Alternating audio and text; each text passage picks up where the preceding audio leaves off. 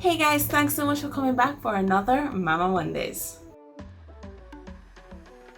In today's video, I'm going to be sharing tips on how I was able to exclusively breastfeed my son for 6 months. So before we go any further, if you're new here, please just make sure that you click that subscribe button, turn on your notifications, and if you like this video, go ahead and give it a thumbs up and share it with someone who you think may benefit as well. I'm gonna be sharing today just based on my personal experience. Now, the thing with breastfeeding is that every single mom has a different experience, and I would even go as far as to say that every single pregnancy will have a different experience of what happens basically in breastfeeding. I knew before that I wanted to exclusively breastfeed Maik for 6 months, so that's my first tip. My first tip is to set a goal or have a plan, basically that you know what you have in mind, what you want to achieve, and allow that to be your minimum. Now, why I say that is that you can go past it, but at least if you set a goal, you know what you're working towards, and you have an end goal in sight, so it's so important that you have something where you have a goal, you know exactly what you're aiming for, and that's what you're going for. So I would definitely say make sure that you set a plan, set a goal. For me, it was 6 months. I wanted to exclusively breastfeeding, which meant no water, no formula, nothing else. He only received breast milk for 6 months. That was my personal goal. Some moms may have a goal of, I just want to breastfeed until I'm going back to work. That's okay. Whatever works for you is fine. It's just a matter of having it in your head so that you know what you want for your breastfeeding experience. And then after you set that plan, it's so important that you share that plan with your support system. Meaning, you share it with your husband, you share it with your mom, you share it with your sister who will be coming to stay with you, you share it with the nanny, you share it with the caregiver. You have to share your plan because it's not just you. You aren't the only person involved in this. And if you try to take this on by yourself, you're going to feel very overwhelmed. So it's important to know that your support system knows, all right, Paige wants to exclusively breastfeed for 6 months. How can I help her? What does she need from me in order for her to achieve this goal? And the support system is also great for those moments where you may feel like giving up. They're the ones who are going to remind you, remember why you're doing this, remember what you said you wanted to do.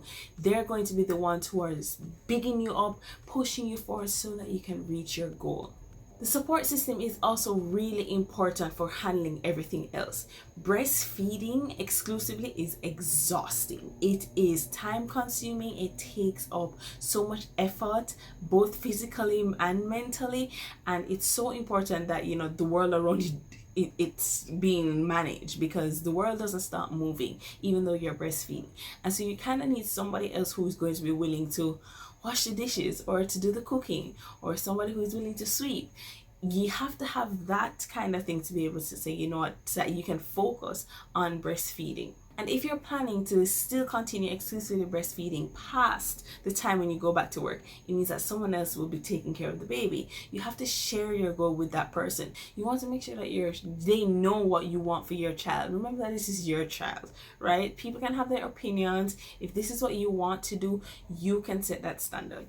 I went to my caregiver and I said, listen, this is my goal and I would love your support in this area. So I'm going to ask you, please don't give Mike any water. Please don't give him any formula. He's okay. If he needs milk, if you run out, call me. I will come down and feed him before I want you to give him something else. You have to share your goal with your support system, because you're not the only person raising this child. You're not the only person involved in the child's development. And it's important to know that the persons who are around you know exactly what your goal is and know how they can help you. Having that support meant everything, because it meant that I didn't have to worry about that stuff. All I had to focus on was feeding Mike. So you've set your plan, you've set your goal, you've talked it over with your support system. Now what? You're in the early stages of breastfeeding.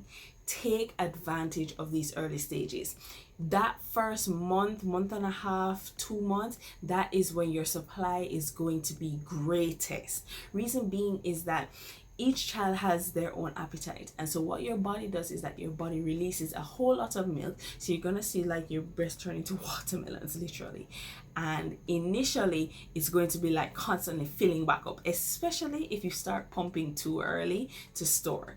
So in this early stage, it's really important that you take advantage of it because you have the most milk at this point. You're not gonna get back that much milk ever again. That was one of the things that I didn't know. I didn't know that my milk supply was going to eventually taper off.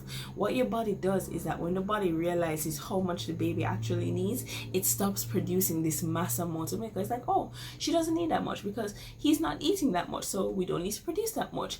And so your body naturally tapers off into what the child needs for the feed. So if you want to get in excess, you're going to need to save what was there before. This brings me to one of my best tools for my breastfeeding journey, and that's my Haka. This is a silicone pump, and what I was able to do with this was literally, if I was nursing on one side, I would attach to the other breast, and all that would happen is it would catch all of the letdown. Letdown is one of the best ways to increase your supply of stored breast milk. The fact is that as soon as you start nursing, your other breast is going to immediately start letting down milk. You don't want to waste that. The Haka is great for catching that. Now the thing is that because it is mainly going to be formula, which is a lot more water and doesn't have as much as the nutrients, it's very important that you also pump and add into whatever you get for the formula, because that would make sure that when the baby is feeding from that which you've stored from the Haka, it's going to be a full meal and not just formula, which is predominantly water. So you're here, you're pumping, you're taking advantage of your letdown in the early stages.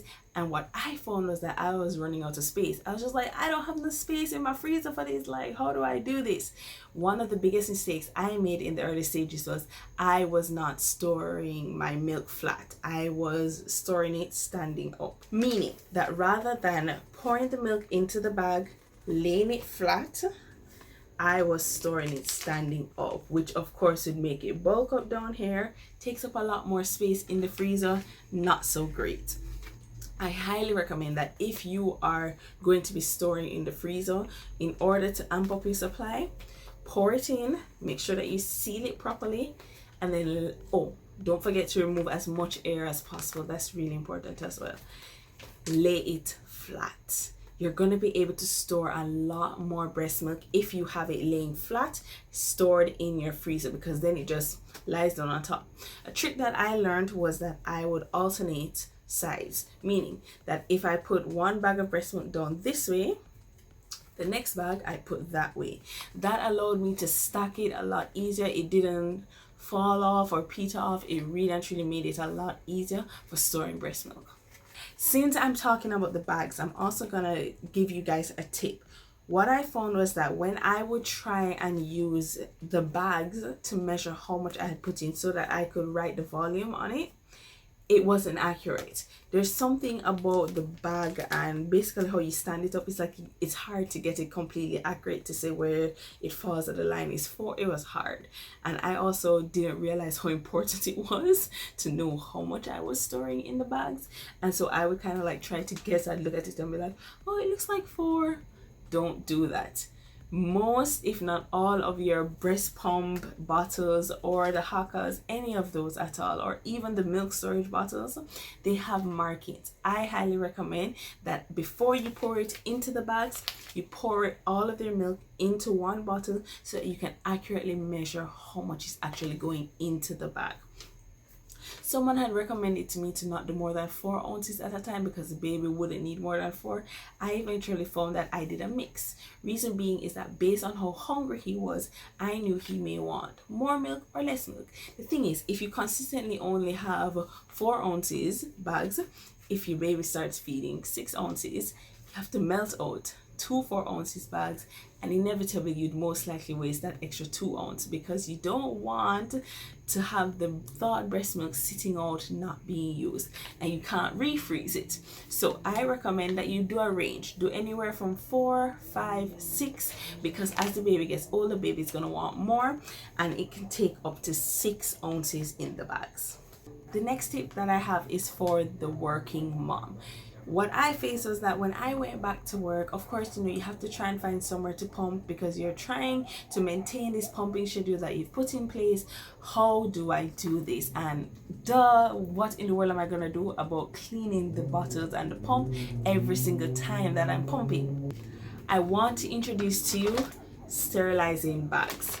People may say this is not worth it. For me, it was. It is harder for me to find a kettle or boiling like water at the office because I would have to go into the kitchenette. I'd have to ask somebody to boil the water for me. It was very inconvenient.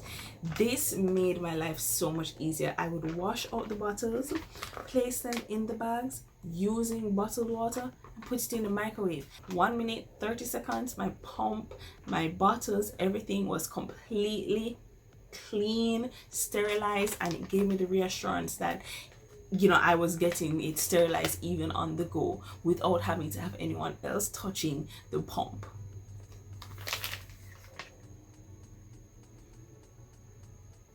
What I would do is that when I'd go into work, I would literally walk with an extra lunch kit. It would have the pump, it would have my sterilizing bag. I highly recommend you walk with some wipes just to wipe up yourself after you're done pumping. I had a blanket just to be able to lay down so I could lay things down on it when I was pumping. And then also your ice packs. Your ice packs are super important for storing the milk so that they remain cool until you get back home. I can't stress enough how important it is to have a pumping schedule. Now, it's difficult to tell, or like, I don't know how to explain to you guys when to start pumping. Reason being is that if you start pumping too early, your body's going to say, oh, she has triplets, let me just keep on producing, and you're gonna have oversupply. So you have to be very careful about when you start pumping. I would find that I would pump once for the day, maybe twice, and I would do it after he fed, especially if my breast still felt full. I was not pumping to try and engage more supply. That was not what I was trying to do initially. Once it is that your milk supply has tapered off, if you are going back to work, my recommendation to you is to pump as if the child were feeding. You wake up at 6, feed the child, you go to work, pumping at 8:30, pumping at 10:30 or 11, pumping at 1:30 or 2, pumping at let's say 4 right before you go home, and then by the time you get home it's time for the evening feed. Pump as if the baby is with you, but just make sure that you stick to your schedule. Set an alarm in your phone so that you know you're pumping on time. Reason being is that if your body realizes that you're no longer pumping at that time, it's gonna go, oh, baby doesn't need it, okay, I'm gonna just stop producing in time for that. And it's just like, oh crap. You have to maintain your schedule. Speaking from experience, when I started getting lazy with my schedule and like not pumping on time, I saw the difference in my supply. My body, like literally within half a day, my body would go, oh, she doesn't need it, okay, not good. Try as best as possible to maintain your schedule as if the baby was still feeding, because if you don't, you're gonna find that really quickly that supply is gonna finish. Speaking from experience, you think you have all of this amazing supply and then it just goes. And part of why I got lazy with my pumping was that our freezer got full, and so I was just like, well, we have enough.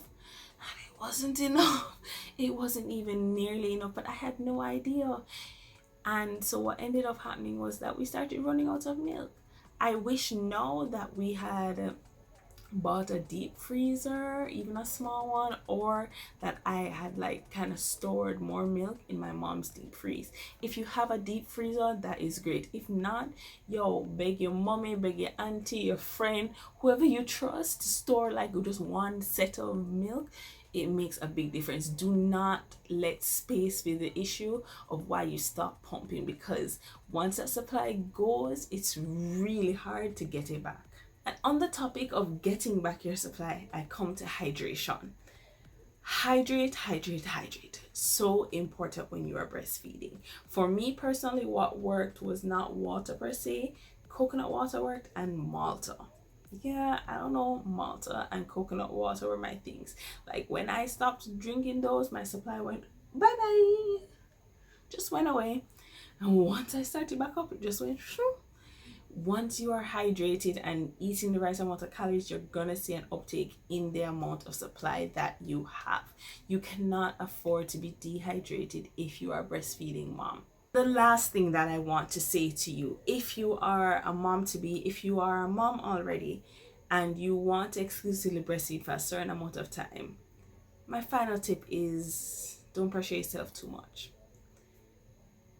It's good to set a goal, it's good to say this is what you want to do, but just remember that even if you're not able to breastfeed exclusively for whatever period of time you want it to do, your child is not going to die. Your child is not going to be worse off. Your child is not going to be less smart. Fed is best. I understand and fully support all of the studies that state that, breast milk has its benefits and all these immunities. I understand and I concur, and I agree that we should try as moms to give our child breast milk. But if at the end of the day it's not working for you and your child, if this does not make sense, if your child is not latching, if your child is not taking to the breast, if your child is hungry and you are not producing enough milk, give the child some formula. And don't feel bad about it. You are not a failure. You have not failed because you have to give your child formula. Your child is being fed and nourished, and you have your child's best interest at heart. Baby, it's okay. Set your goal, and if you don't reach it, it's okay. You get what I'm saying? Like, sometimes we set these goals and we do everything we possibly can to reach it, and we don't reach it, and then we feel bad. You did your best, and that's all that we can do. We can only do our best. So don't feel no way, right? Like, if you get to do it, that's awesome. But if you don't worry. Your baby is okay, and you're doing a great job. I really and truly hope that these tips that I learned from my personal experience with breastfeeding exclusively, I hope it helps you on your journey. But I really and truly hope more so that as a mom, you'll be encouraged to just give your best to your baby. And whatever that best is, it's enough. Don't worry, it's enough. Thanks so much for making it Naturally Paige, guys. I hope that you guys liked this video. If you did, please just give it a thumbs up. Share it with somebody. Share it with a mom who you think would benefit from this, a mom to be, because really truly all I want to be able to do is help other moms on their journey as I just continue being Naturally Paige. Thanks for watching, guys.